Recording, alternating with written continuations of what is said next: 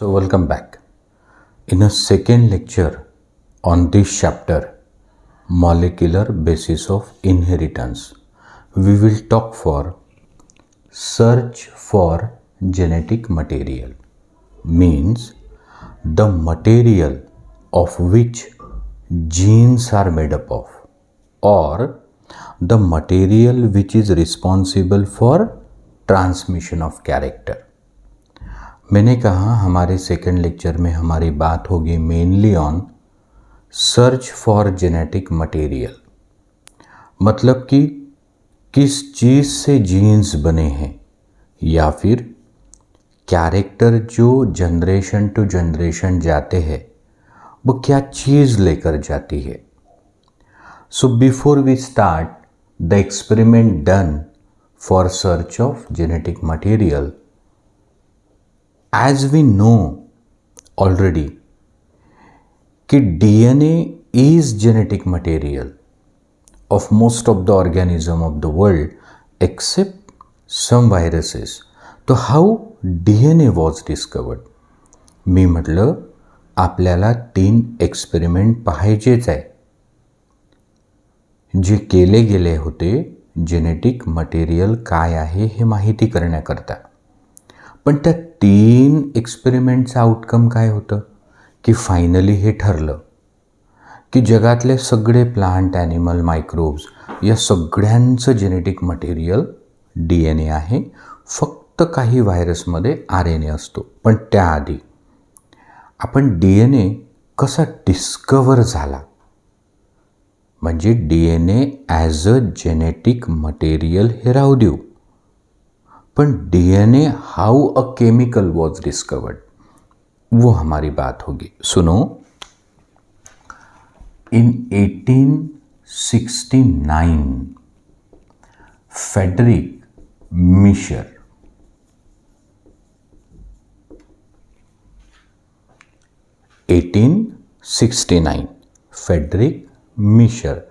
happens to go in one of the hospital from where he brought a bandage. From the bandage he isolated the pus cell, and from the nucleus of pus cell he discovered a new chemical. That new chemical he called it as nuclein.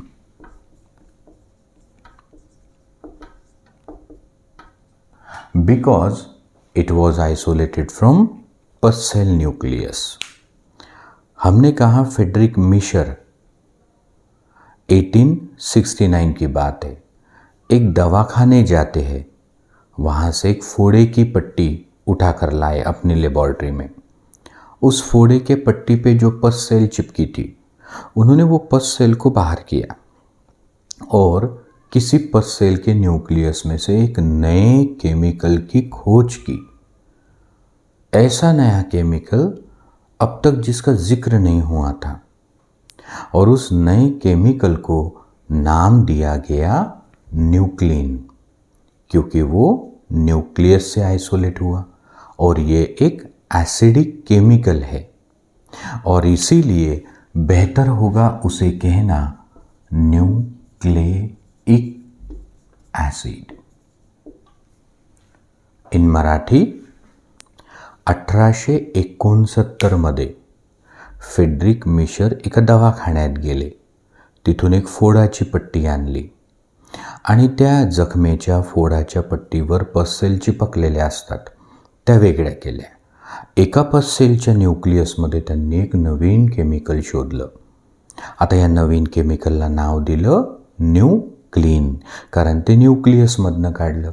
आणि हे जे acidic chemical होतं nuclein, त्याला आपण म्हणतो nucleic acid.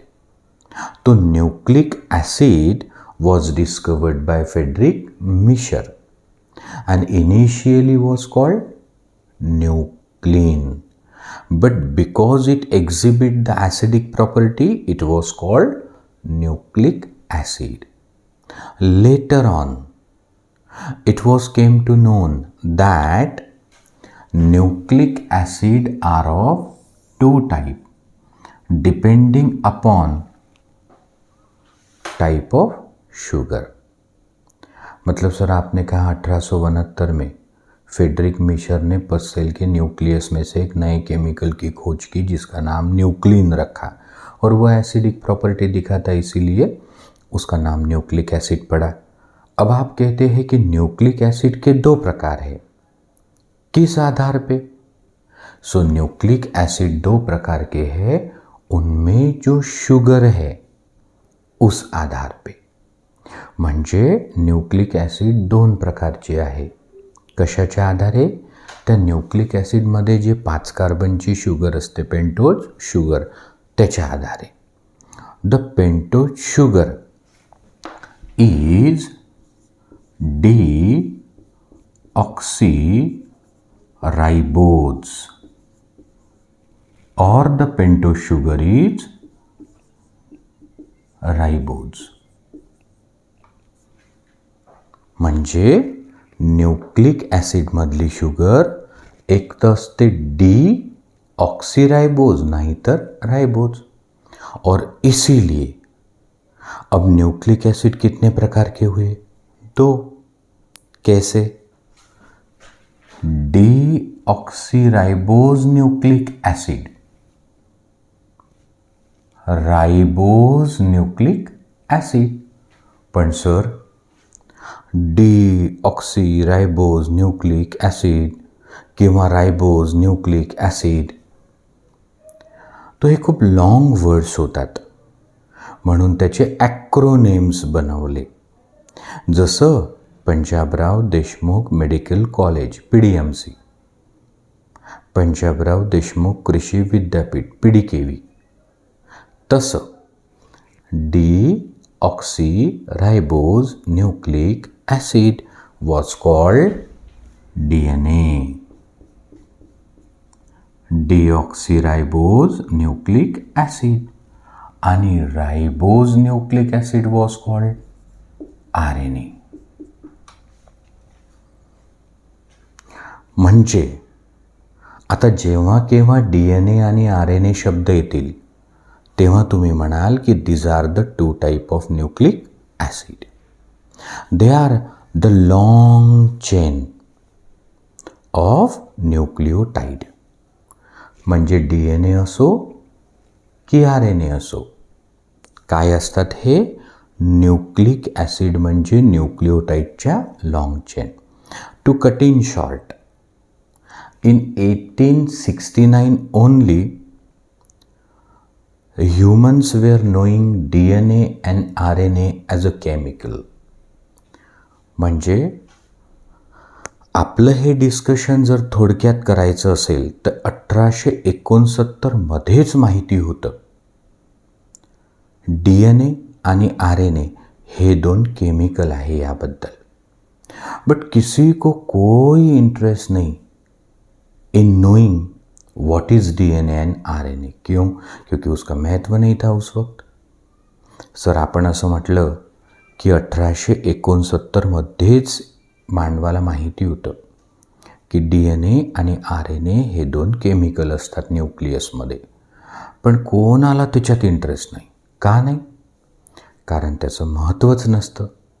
जसं आता हे व्हिडिओ लेक्चर्स येतात, ऑनलाईन टेस्ट होतात, तर सगळेच विद्यार्थी व्हिडिओ लेक्चर मन लावून ऐकून त्याचे ब्रीफ नोट्स बनवून मग NCERTमधून अंडरलाईन करून आणि मग पेपर मन लावून सोडवून चुक्या दुरुस्त करून असा अभ्यास करतात का? नाही.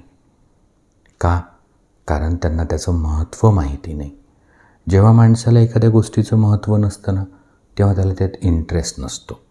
पण सर ज्याला महत्त्व माहिती आहे की हे जर आपण प्रत्येक गोष्ट शिकलो तर आयुष्यभर आपला फायदा होईल, तो वैसे DNA और RNA केमिकल है ये तो पता है, पर इनका क्या महत्व है ये पता नहीं था. देखो कितनी अजीब बात है, क्या संजोग है. करीब करीब इसी दरमियान 1865 के आसपास एक तरफ ग्रेगर जॉन मेंडल कह रहा था characters are transferred from one to next generation by some particle to which I call as factor. म्हणजे एकीकडे 1865 म्हणजे ह्याच वेळी मेंडल म्हणायचा की मी सांगतो एका पिढीचे कॅरेक्टर दुसऱ्या पिढीमध्ये जे पार्टिकल नेतात त्याला काय म्हणतात, फॅक्टर. आणि याच ग्रेगर जोहान मेंडलवर एक ऑब्जेक्शन होतं कि आप तो कहते कि कैरेक्टर को ले जाने वाले पार्टिकल फैक्टर है, पर क्या आप जानते ये पार्टिकल क्या चीज़ है? और मेंडल नहीं जानता था. उस वक्त के इंसान को पता नहीं था कि ये जो पार्टिकल कैरेक्टर ले जाते, जिन्हें मेंडल फैक्टर कहता, आप में जीन्स कहते, आखिर में ये क्या है, डीएनए. वो पता करने के लिए 1950 तक रुकना पड़ा. म्हणजे सर मतलब कि डीएनए 1869 में डिस्कवर हुआ, पर वो डीएनए ही हमारा जेनेटिक मटेरियल है. ये हमें कब पता चला? सर ये हमें पता चला 1950 के आसपास, माने करीब करीब 80 साल लगे. वैसे ही आप स्टुडंट का होता है की सगळेच पोरं तेवढं मन लावून झोकून देऊन अभ्यास करत नाहीत. मग कधी करतात? मग जेव्हा ठोकर लागते, मग MHT CETचा स्कोअर सो येतो, नीटचा स्कोअर सो येतो, तेव्हा त्यांना समजतं की नाही आपण नाही केलं, आणि मग रिपीट करताना मग करतात. पण तो योग्य प्रकार नहीं है. तो वैसे ही इंसान का ध्यान डीएनए और आरएनए की तरफ कब गया? जब शुरू हुई सर्च फॉर जेनेटिक मटेरियल. तो सर जेनेटिक मटेरियलची सर्च सुरू झाली तर मग डीएनए आरएनएवरच लक्ष कशावर गेलं? बाकी भी तो बहुत सारे केमिकल है. तो सुनो, the earlier work of Mendel, Sutton and Boveri, Beadle and Tatum, TH Morgan, इन्होंने ये सर्च है ना सीमित कर दी थी. जसं एखाद्या ठिकाणी चोरी झाली तर पोलीस बांधव एक 100-200 लोकांना अटक करतील का? नाही. जे संशयित आहेत, सस्पेक्टेड आहे, त्याच 2-4 लोकांना अटक करतील शक की बुनियाद पे. तो तसा आपला जो सर्च आहे तो नॅरो झाला होता की the thing that is a genetic material is present on chromosome, and chromosome is made up of protein, DNA and RNA. तो before we start the experiment for those were done for search of genetic material, we have seen that DNA and RNA as a chemical were known to human right from 1869. म्हणजे genetic material काय आहे याचे experiment शिकण्याच्या आधी आपण पाहून घेतलं की 1869मध्येच आपल्याला डीएनए आणि आरएनए माहीत होते, पण केमिकल म्हणून, ॲज अ जेनेटिक मटेरियल म्हणून माहिती व्हायला 1950 आलं. म्हणजे जवळपास 80 वर्ष थांबावं लागलं. तो ये है how DNA and RNA, the 2 type of nucleic acid were discovered by Friedrich Miescher. अहो हा नीट क्वेश्चन आहे. The term nuclein was proposed by. The term nuclein was proposed by Frederick Miescher. तो चलो अब हम स्टार्ट करते हैं the experiment which were done for search of genetic material. म्हणजे Mendel कहता था कैरेक्टर्स कौन ट्रांसमिट करता? The particle called factor. त्याच फॅक्टरला जॉन्सन म्हणतो जीन. सटन बोवेरी कहता है कि ये जीन क्रोमोसोम पे बैठे हैं. अब सवाल ये है कि ये जीन चीज़ क्या है? जैसे मैंने थोड़ा मजाकिया अंदाज में कहा कि क्या वो रेती है, गिट्टी है, सीमेंट है, सोना है, लोहा है, एल्यूमिनियम है, चीज़ क्या है? That is a search for genetic material. अब देखो, the first experiment in search for genetic material was conducted by Frederick Griffith in 1928, and he discovered transformation.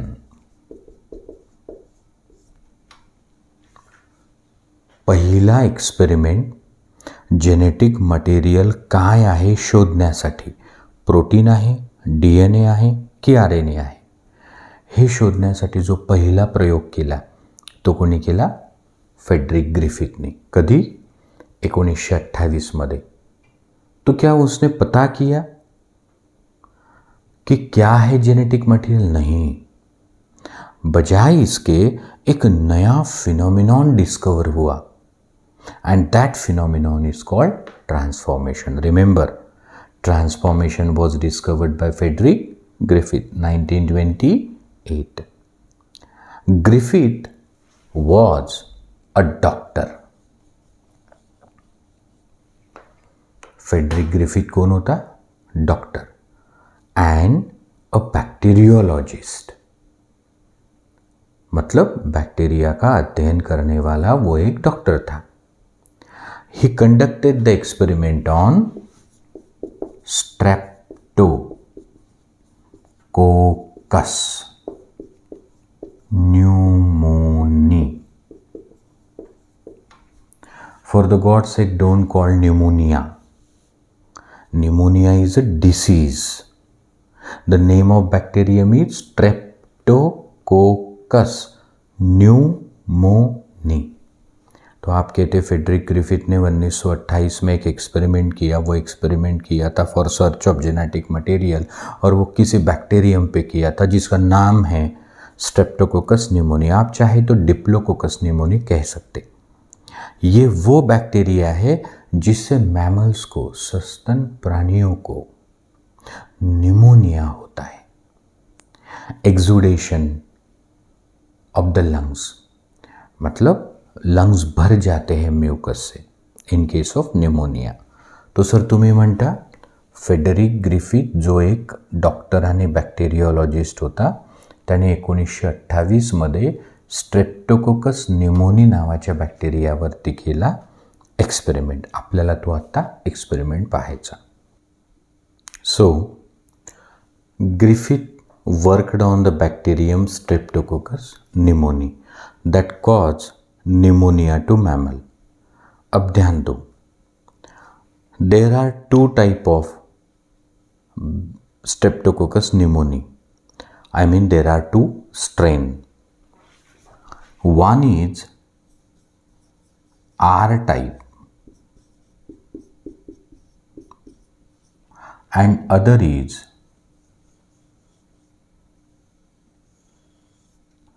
S type. So sir, you said that Streptococcus pneumoniae bacteria that causes pneumonia to mammal have two strain, R type and S type. Now what is the difference? You check.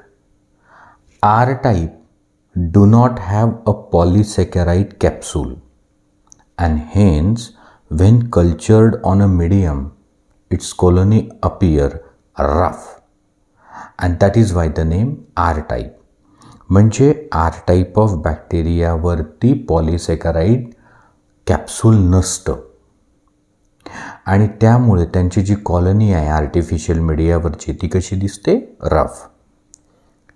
S type of bacteria, they have a polysaccharide capsule around them, and hence their colony on artificial medium appear smooth, shiny, glossy. So, the another difference between R type and S type is S type is virulent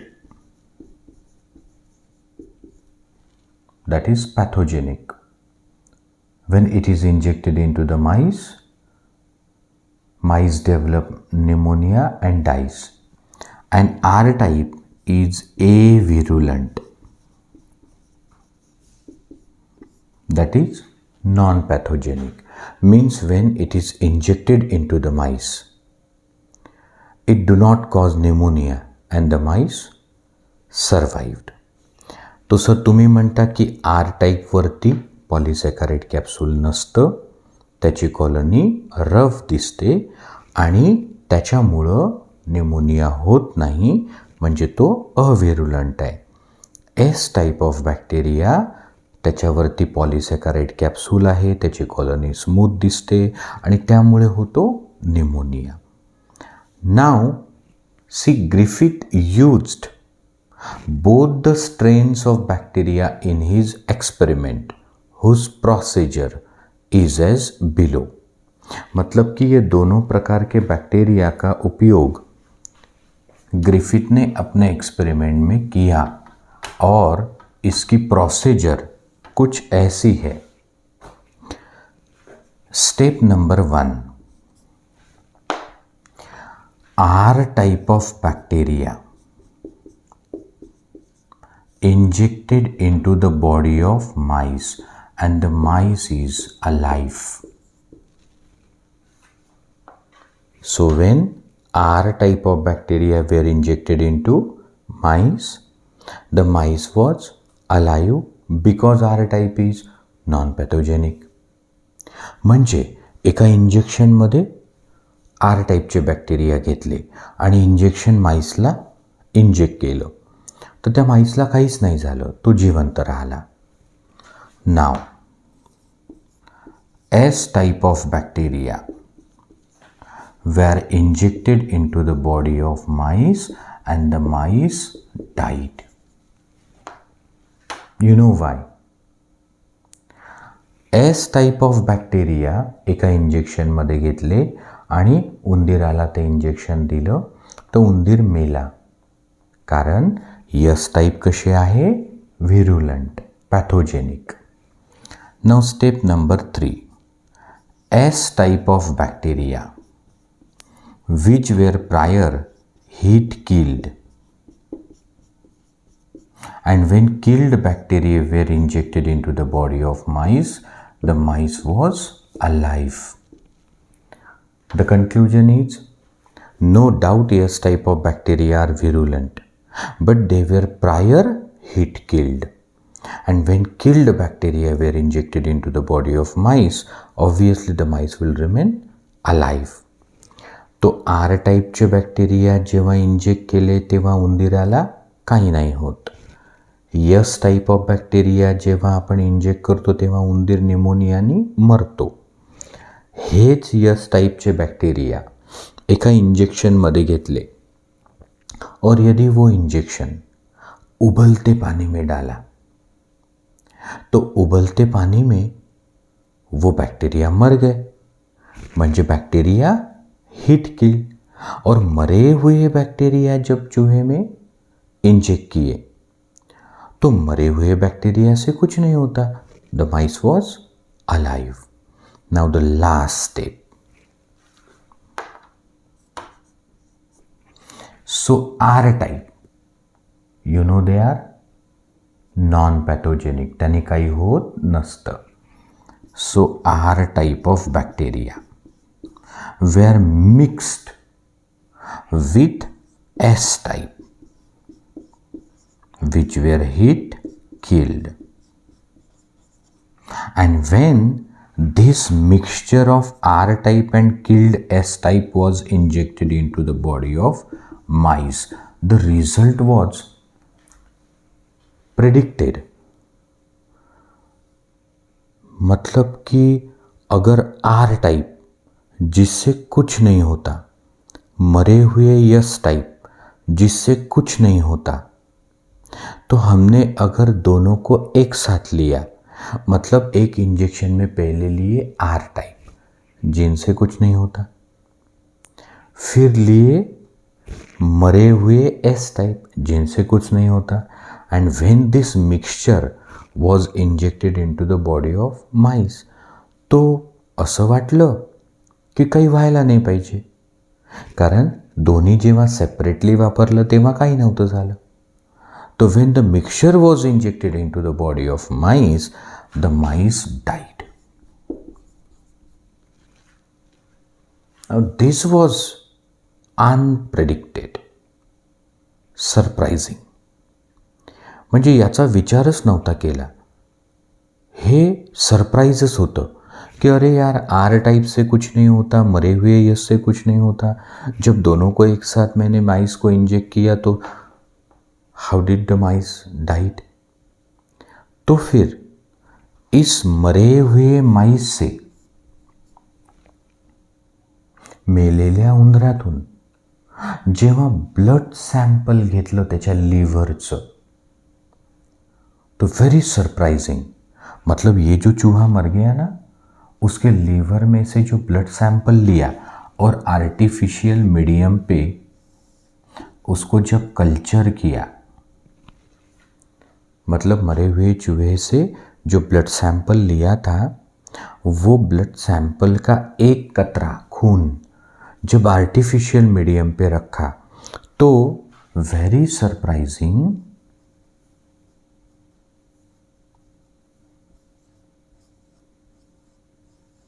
live S type were recovered. तो sir आप कहते कि मरे हुए चूहे का जब blood निकाला और आर्टिफिशियल मीडियम पे वो एक कतरा खून का डाला, तो उस खून में कौन से बैक्टीरिया थे? Live S. पर हमने तो लाइव एस यूज ही नहीं किए. हमने जो एस टाइप यूज किए वो तो हिट किल्ड आहे. म्हणजे आपण जे एस टाईप वापरले ते कसे होते? Hit killed. आणि मेलेल्या उंदरातनं कोणते निघले? जीवंत एस टाइप निकले. तो अब ये तो कोई कंक्लूजन नहीं निकालेगा कि कहीं ऐसा तो नहीं कि मरे हुए एस टाइप जीवित हो गए. म्हणजे असं कोणी कंक्लूजन काढणार नाही की मी टोचले होते मेलेले एस टाइप उंदराला आणि मेलेल्या उंदरातून भेटले जिवंत एस टाइप, म्हणजे मेलेले यश टाइप जिवंत झाले, असं नाही होत. तो फिर हुआ क्या होगा?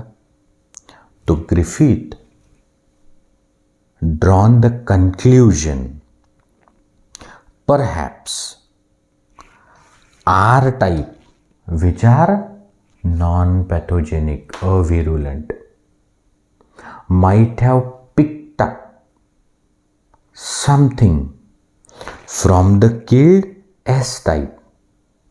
म्हणजे ग्रिफिथनं काय कंक्लूजन काढलं कि ये जो आर टाइप है, जो नॉन पैथोजेनिक है, जिससे कुछ नहीं होता, अब उनको आपने किसके साथ में रखा? एस टाइप के साथ रखा. भली वो मरे हुए हैं, तो इस आर टाइप ने एस टाइप से कुछ तो भी किया, पिकअप. और ये पिकअप करने से अब आर जो था उसके ऊपर आ गया पॉलीसॅकराइड कॅप्सूल. म्हणजे आरने मेलेल्या यशमधनं काहीतरी केलं पिकअप. जे काही पिकअप केलं असेल त्याच्यामुळं आता आरवरती पॉलीसॅकराइड कॅप्सूल सिंथेसाइज झालं.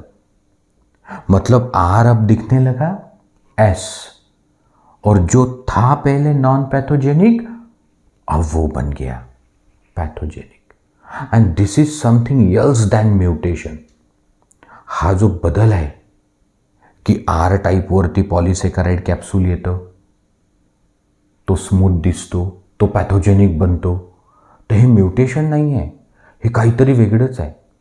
And this was called, this change was called transformation by Griffith. Sorry, but Griffith was not knowing what was picked up by the R type from killed S type. Was it DNA RNA, protein, carbohydrate, lipid was not known. Means the substance that caused transformation, I mean transforming principle, was not known to Griffith. म्हणजे sir तुम्ही असं म्हणता की R टाईपनं मेलेल्या S टाईपमधनं काहीतरी pickup केलं आणि जे काही पिकअप केलं त्याच्यामुळं आत्ता आरवरती पॉलिसॅकराइड कॅप्सूलही आलं, तो स्मूथही दिसायला लागला, तो पॅथोजेनिकही बनला. तो हा जो बदल झाला याला त्यांनी म्हटलं ट्रान्सफॉर्मेशन. पण काय पिकअप केल्यामुळे ट्रान्सफॉर्मेशन झालं हे ग्रिफिथला माहिती नाही. End the experiment stopped here. तो सर अब सवाल ये है कि जो कुछ भी पिकअप किया होगा, माना जो असेल ट्रान्सफॉर्मिंग प्रिन्सिपल, मग तो DNA असो, RNA असो, प्रोटीन असो, लिपिड, कार्बोहाइड्रेट काही असो, तो जो चीज़ पिकअप हुई वही तो जेनेटिक मटेरियल है. कैसे? देखो, वो चीज़ आने से क्या यस की प्रॉपर्टीज अब आर में नहीं आई? म्हणजे ती वस्तू आल्याने आरमध्ये एसच्या प्रॉपर्टी कॅरेक्टर नाही आले का? आले. पॉलिसॅकराइड कॅप्सूल आलं, स्मूथनेस आलं, व्हिरुलन्स आला. तो जो चीज़ कैरेक्टर ट्रांसफर करती है वही तो है जेनेटिक मटेरियल. पण ते वस्तू काय आहे हे ग्रिफिथला माहिती नव्हतं. So Griffith is credited for the discovery of transformation. He discovered transformation working with Streptococcus pneumoniae, but sorry, he was not knowing the transforming principle. तो अब इसके बाद Avery, MacLeod, McCarty, they repeated the Griffith's procedure of his experiment with a little change. म्हणजे आत्ता पुढे अवेरी, मॅक्लिओड आणि मॅककार्टीने काय केलं? ग्रिफिथचीच प्रोसेस वापरली, पण थोडा बदल केला आणि हे दाखवून दिलं की प्रोटीन जाने से RS नहीं बनता, लिपिड कार्बोहाइड्रेट जाने से भी RS नहीं बनता, RNA पिकअप करने से भी RS नहीं बनता. सिर्फ जब DNA पिकअप होता तो RS बन जाता. Means DNA is a transforming principle and it is the genetic material. Now, Avery, MacLeod, McCarty, 1944. Actually, this experiment ran for 10 years. So, it is from 1933 to 1944. म्हणजे अवेरी, मॅक्लिओड, मॅककार्टीचा जो experiment आहे तो 1933 पासून 44 पर्यंत चालला होता. तो आपण कन्क्लुडिंग इयर फक्त लिहिलं 1944. सुनो, Avery, MacLeod and McCarty were working at King's College of London, and when they came to know that such and such experiment was previously done by Griffith, and he concluded that something was picked up by R-type that changed R into S, and that something, that is a transforming principle, was not known to Griffith.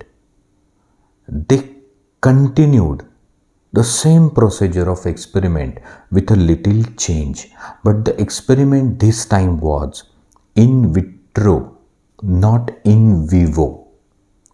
In Hindi, Avery, MacLeod, McCarty ये तीनों King's College of London में research कर रहे थे. जब इन्होंने ये सुना कि इसके पहले ग्रिफिथ ने एक एक्सपेरिमेंट किया जहां पर आर टाइप ऑफ बैक्टीरिया मरे हुए यस से कुछ तो भी पिकअप करते जिससे आर एस बन जाता, पर वो क्या चीज पिकअप होती वो ग्रिफिथ नहीं जानता। तो इन्होंने वही प्रोसीजर को कंटिन्यू किया, थोड़ा फर्क किया, और इनका जो प्रयोग है वो कांच में है, ग्लास, कॉल्ड इन विट्रो, और ग्रिफिथ का जो प्रयोग है वो इन विवो है, मतलब वो चूहे में एक्सपेरिमेंट किया था। तो सुनो, द एक्सपेरिमेंट इज लाइक दिस। उन्होंने क्या किया कि जो आर टाइप ऑफ बैक्टीरिया है वो एस टाइप किल्ड, उससे कुछ तो भी पिकअप करता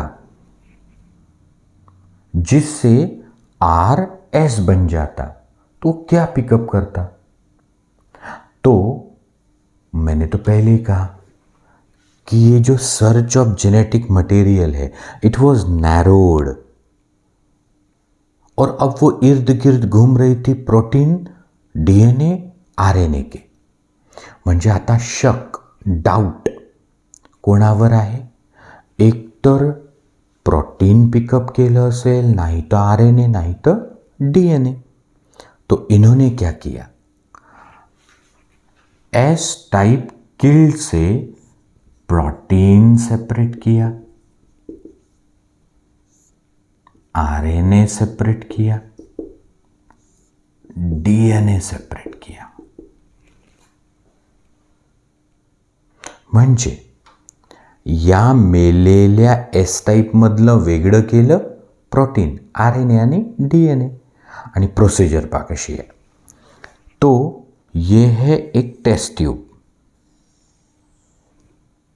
इसमें है आर टाइप ऑफ बैक्टीरिया और साथ में एस टाइप किल्ड का प्रोटीन। म्हणजे या टेस्ट ट्यूबमध्ये कोणते बॅक्टेरिया आहे? आर टाइप, आणि मेलेल्याचं फक्त काय घेतलं? प्रोटीन। तो देखो, R type plus protein of killed S type. तो अगर इस आर टाइप ने मरे हुए से प्रोटीन किया पिकअप, तो क्या आर चेंज हो गया? नहीं। इसका मतलब protein of S type is not responsible for transformation. कमीत कमी प्रोटीन मुळे तर ट्रांसफॉर्मेशन होत नाही। फिर सेकेंड स्टेप में again a test tube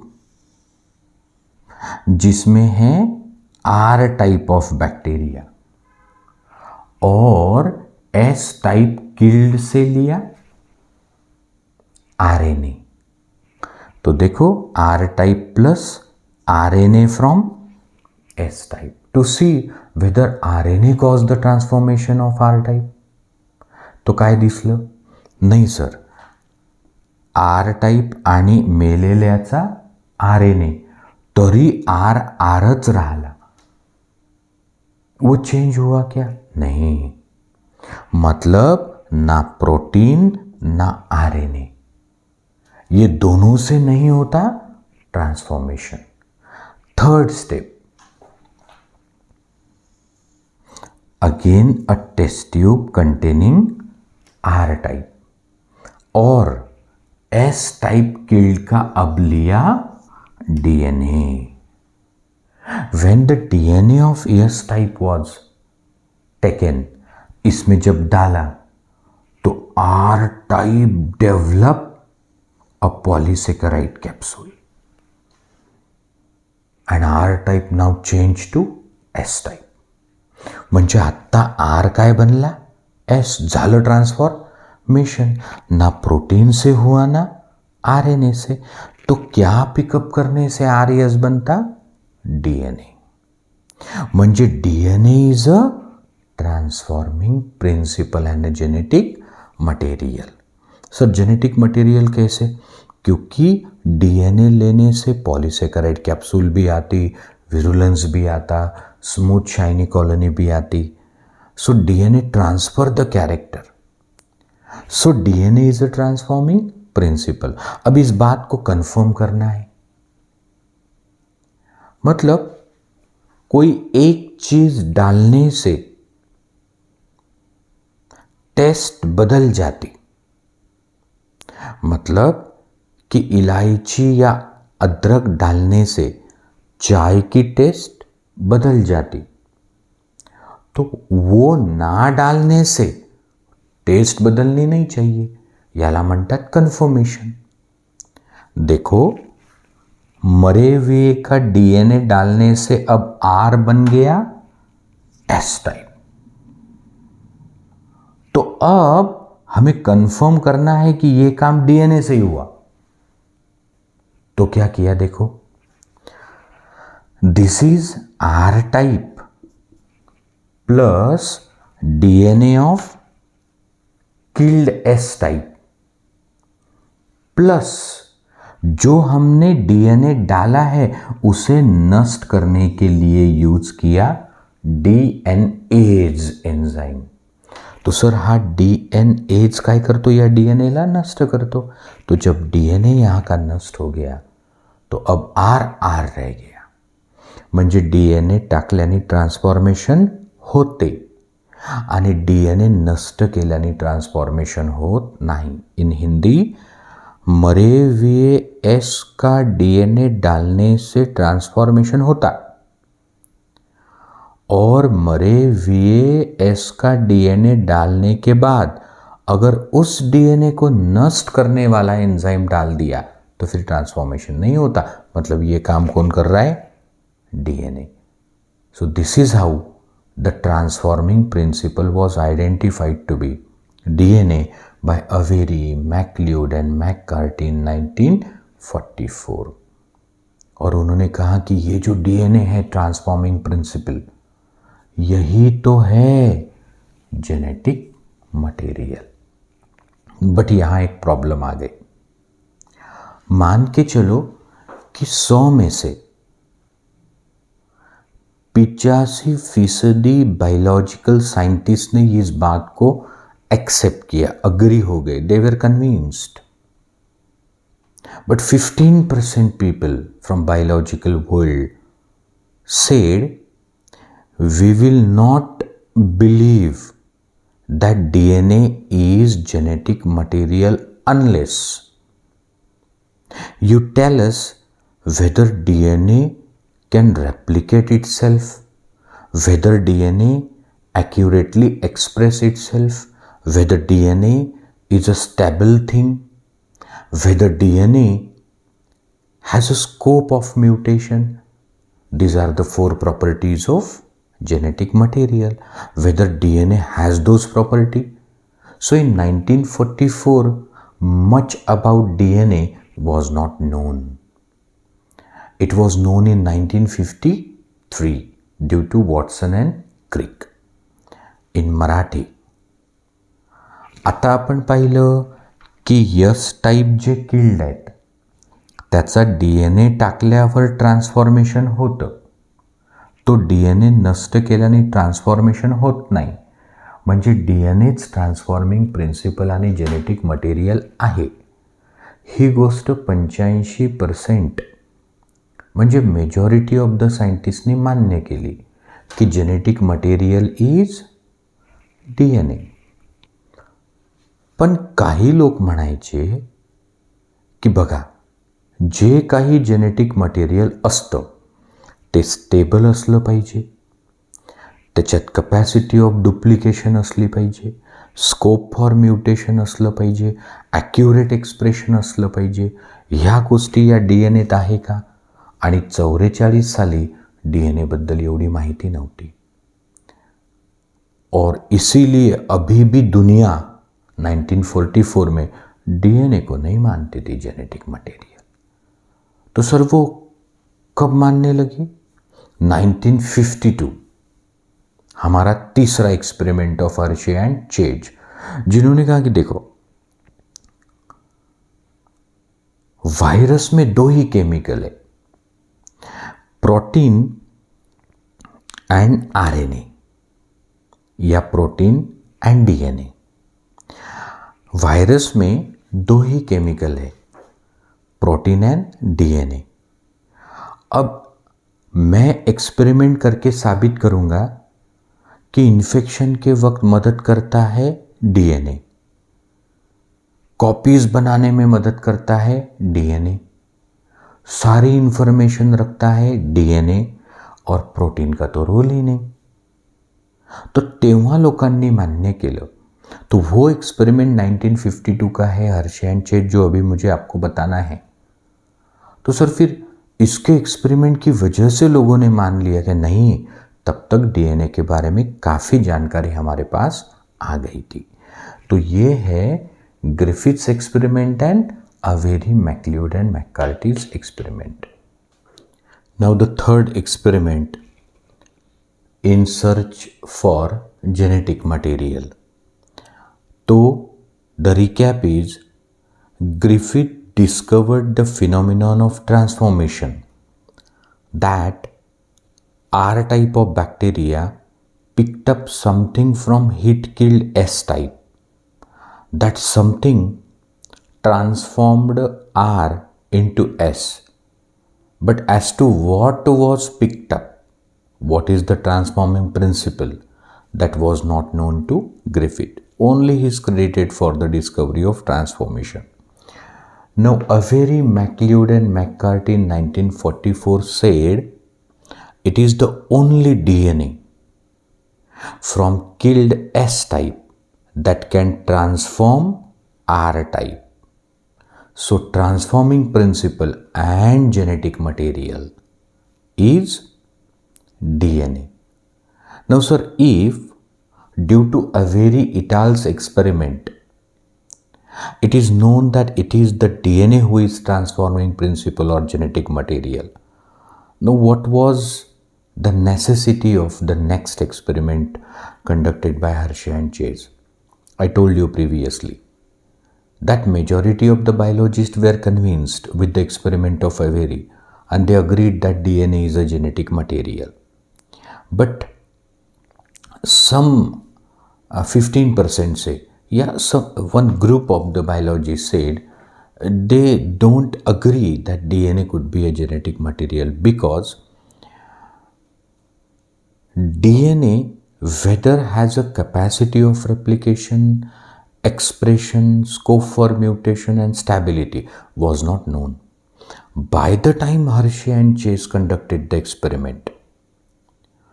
By that time, the properties of DNA were known, and hence it is said that the Hershey and Chase experiment have given the unequivocal proof, and 100% of the biological world was convinced now that DNA is the genetic material.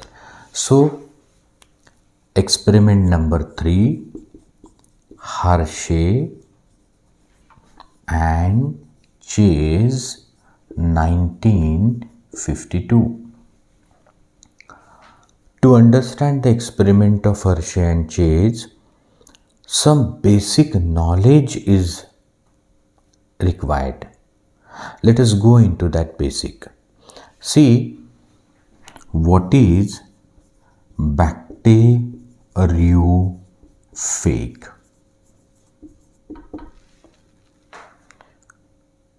Hershey आणि chase 1952 यांचा experiment समजण्यासाठी काही गोष्टी तुम्हाला माहिती पाहिजे. तर आपण त्या 3-4 गोष्टी आधी माहिती करू. पहिले तर बॅक्टेरियोफेग म्हणजे काय बघा. The word phage means virus and bacteriophage means virus that infect bacteria. तो आता काय समजलं?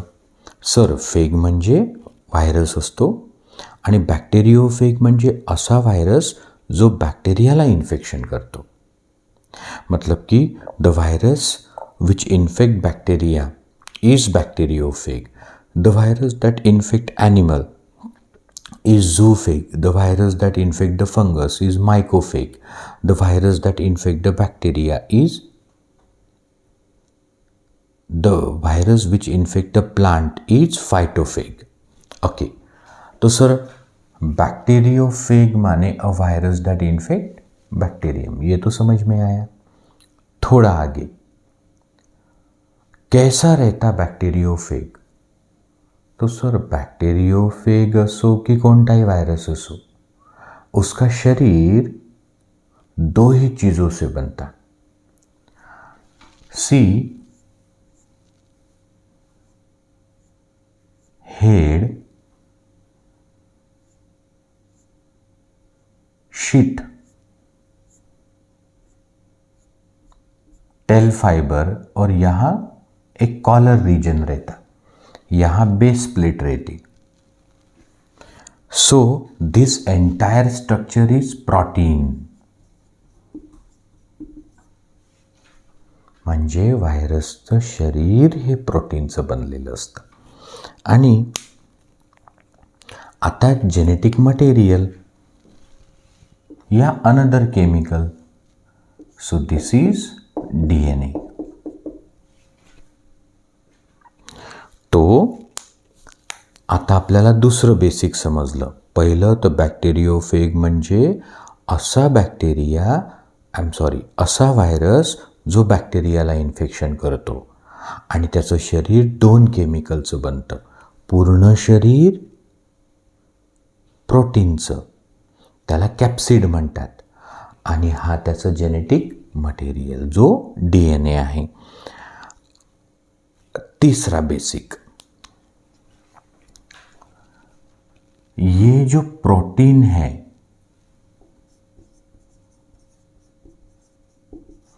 It content sulphur end DNA content phosphorus, but not vice versa. आता हे बेसिक लक्षात ठेवा बरं, की प्रोटीनमध्ये काय असतं? सल्फर, पण फॉस्फरस नाही. DNAत असतो फॉस्फरस पण सल्फर नाही.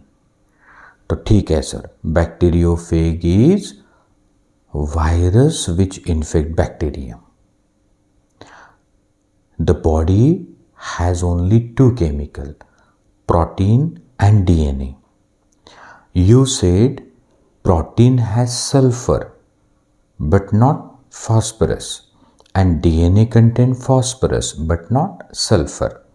मराठीत सांगतो, बॅक्टेरियोफेग म्हणजे असा व्हायरस जो बॅक्टेरियाला इन्फेक्शन करतो.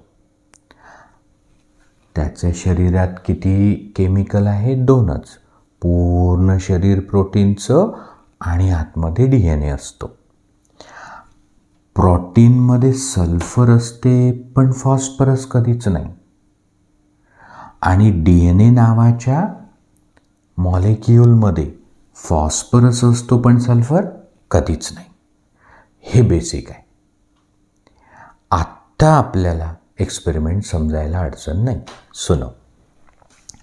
Hershey and Chase in 1952 conducted the experiment on bacteriophage. The experiment is as below. They grew or cultured some viruses on a radioactive sulfur, and they grew some other viruses on a radioactive phosphorus. Now what would have happened? Now you could predict. तो sir आप कहते कि Hershey और chase ने कुछ virus को उस medium पे मल्टीप्लाई किया, कल्चर किया, ग्रो किया, जिसमें रेडियो एक्टिव सल्फर है, और कुछ दूसरे वायरस को ऐसे कल्चर मीडियम पे ग्रो किया, मल्टीप्लाई किया, जिसमें रेडियो एक्टिव फॉस्फोरस है। और क्या हुआ होगा इसका अंदाजा आपको है अभी। तो सर तुम्ही म्हणता की काही व्हायरसेसला रेडिओ ॲक्टिव्ह सल्फरवरती ठेवलं, मग सांगा आता सल्फर कशात असतं? प्रोटीन मध्ये। तो जिन वायरसेस को रेडियो एक्टिव सल्फर पे मल्टीप्लाई किया, तो ये रेडियो एक्टिव सल्फर वायरस के कहाँ घुस गया? सर प्रोटीन में, कारण सल्फर कशात असतं? प्रोटीन। तो देखो इस वायरस को हम लोग लाल रंग से निकालेंगे।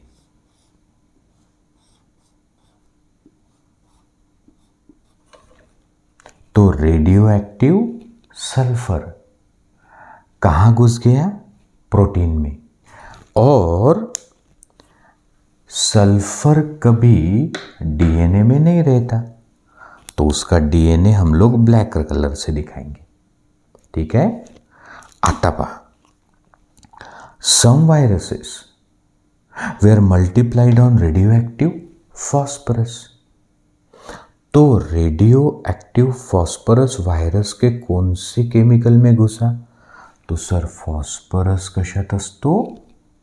डीएनए मध्ये। फॉस्फोरस प्रोटीन मध्ये नसतो। तो देखो अब,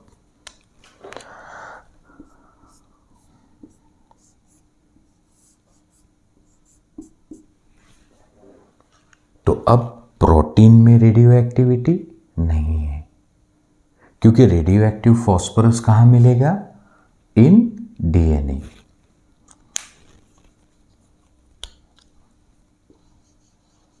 ओके, अब समराइज करो इसको। Hershey end chase in 1952, working with a bacteriophage, grew certain viruses on radioactive sulfur and some other viruses on radioactive phosphorus. Those viruses which were grown on radioactive sulfur, their protein became radioactive. On the other hand, the viruses cultured on radioactive phosphorus, their DNA became radioactive because protein contains sulfur and DNA contain phosphorus. याच्यावर तुम्ही विचार करा. अगदी सोपं करून सांगितलं की आता रेडिओ ॲक्टिव्हिटी सल्फरमध्ये असेल तर हा सल्फर प्रोटीनमध्ये दिसेल, रेडिओ ॲक्टिव्ह फॉस्फरसमध्ये असेल तर तो फॉस्फरस डीएनएमध्ये दिसेल, बरोबर. सो लाल रंग म्हणजे रेडिओ ॲक्टिव्हिटी. इथे कोण रेडिओ ॲक्टिव्ह आहे? डीएनए. इथे कौन रेडियो एक्टिव है? प्रोटीन. एंड ये दो प्रकार के वायरसेस अब बन गए. इनको अब बैक्टीरिया को करना है infection.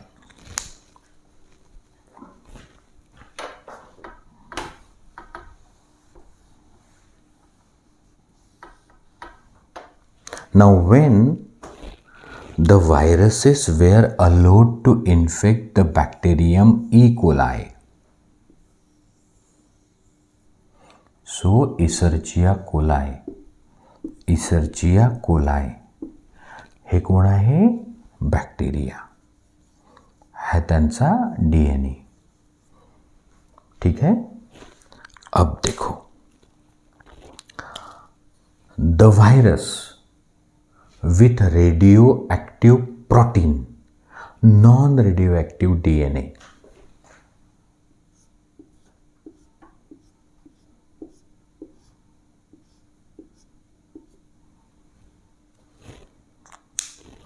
And DNA is non-radioactive. And in another case, the protein is non-radioactive. and DNA is radioactive. So काही व्हायरसचं प्रोटीन रेडिओ आहे आणि काही व्हायरसचा DNA रेडिओ आहे. दोन्ही प्रकारच्या व्हायरसेसने बॅक्टेरियाला केलं infection. When the infection proceed by centrifuge और blending, the viral coats were separated from the mixture. म्हणजे मराठीमध्ये हे इन्फेक्शन थोडं पुढे जाऊ द्या आणि मग ब्लेंडरमध्ये सेंट्रीफ्यूगमध्ये हे कल्चर टाकून द्यायचं. त्यांनी काय होतं, त्यांनी प्रोटीन कोट सेपरेट होतो. तो देखो क्या हुआ होगा थोड़ी देर बाद. ये बैक्टीरिया, ये उसका DNA और ये अंदर आया वायरल DNA और ये बाहर है प्रोटीन कोट. ये सेपरेट हुआ. आता इथे काय झालं, हा बॅक्टेरिया, हा त्याचा DNA, आतमध्ये आला व्हायरल DNA आणि बाहेर आहे वायरल प्रोटीन कोट. अब देखो आप, बैक्टीरिया इन्फेक्टेड विथ वायरस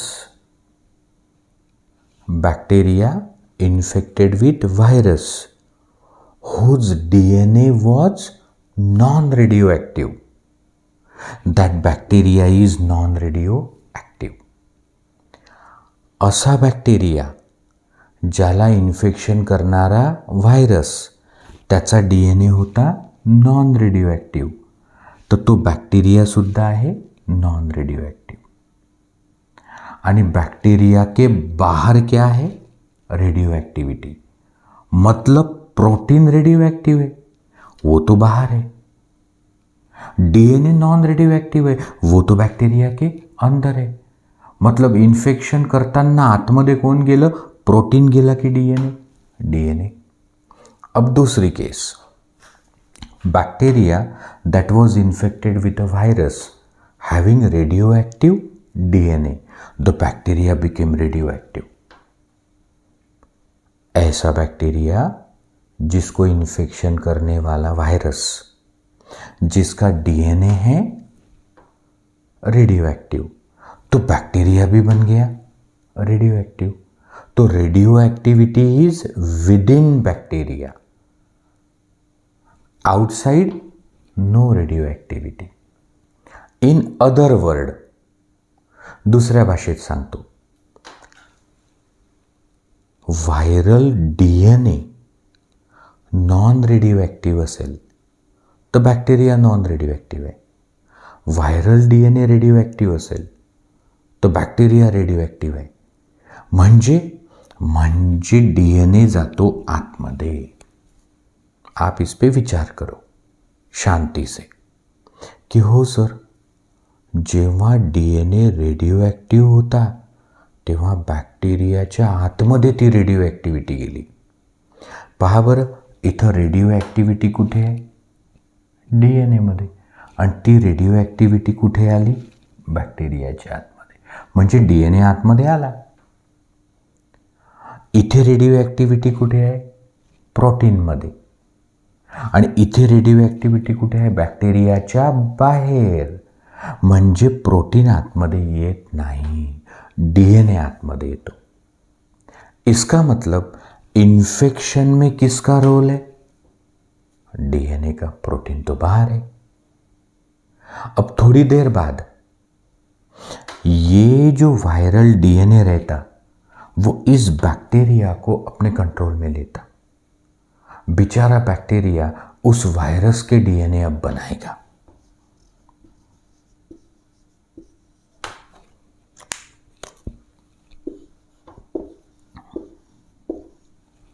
म्हणजे इन्फेक्शनची माहिती कोणाला आहे, DNA ला. स्वतःला मल्टिप्लाय कोण करून घेतोय? DNA. म्हणजे सगळं काही कोण आहे? DNA. प्रोटीन तो बाहर ही है. तो हे जे कन्फ्यूजन होतं, पहले के लोगों को लगा था शायद प्रोटीन जेनेटिक मटेरियल है, पर इस एक्सपेरिमेंट ने बताया कि प्रोटीन के पास कोई इंफॉर्मेशन नहीं, ना इन्फेक्शन करने की, ना मल्टीप्लाई होने की. सब कुछ किसके पास है? DNA. And hence DNA is a genetic material. तो हे झाले 3 experiment in search of genetic material. आता तुमचं पुढचं जे लेक्चर आहे त्याच्यामध्ये मी सगळ्यात इम्पॉर्टंट टायटल घेणार आहे, कन्सेप्ट ऑफ न्यूक्लिक ॲसिड. आणि त्याच्यात मी तुम्हाला शिकवेल everything about structure of DNA. Thank you.